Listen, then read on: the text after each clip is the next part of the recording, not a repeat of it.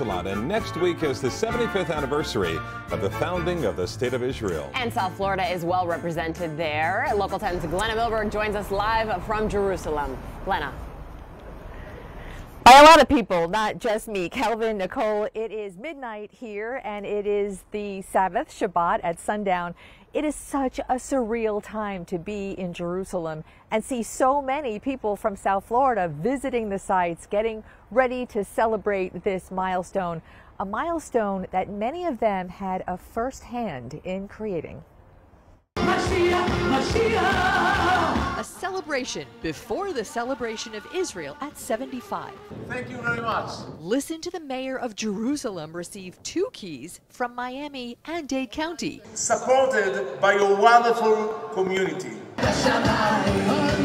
This South Florida community on a mission with the Greater Miami Jewish Federation, supporting and showing up for the diverse, complicated, historic, holy to many country that grew from the desert and desperation of the Holocaust. It's really miraculous that there are Jews in the world altogether, but super miraculous that they rebuilt a state after an exile of 2,000 years and revived a dead language.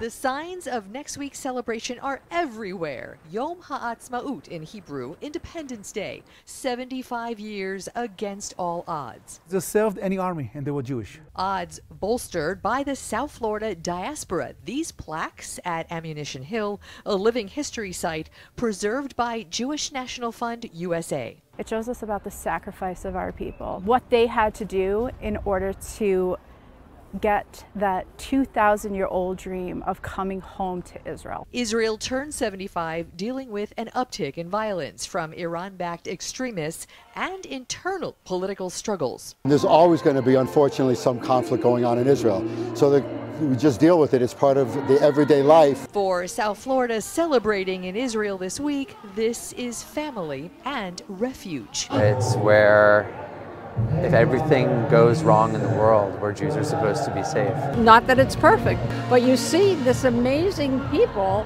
that built this desert from nothing, and all of the misconceptions that are out there are corrected when you come here and see yourself. There is this weekend, the end of this week, a convergence of culture, a convergence of holy days, and so this morning, right over my shoulder, you see Al-Aqsa Mosque right there. There were thousands of Muslims celebrating Eid at the end of Ramadan, just yards away from the ancient temple's western wall, where hundreds of people were praying very intensely. It was such a moment today to see all that. We're going to bring you a lot of that when we see you right back here at 6 o'clock. I'm Glenna Milberg, live in Jerusalem tonight. Calvin, Nicole, back to you. Glenna, conflict or no conflict, it seems like everyone is putting that aside there, even here back at home in South Florida, to celebrate this milestone. I'm sorry to have to report to you that in the headlines you may not have seen it. In fact, at 6 you will. There is no real uptick in violence at all that we've seen here tonight. But this morning there was some little skirmishes. There was some people who tried to get around security, incite a little violence, according to some. We'll bring you more of that at 6 o'clock. Right now, tonight, as far as we can tell, the Holy City is peaceful and quiet, and everybody is having a very nice, holy day.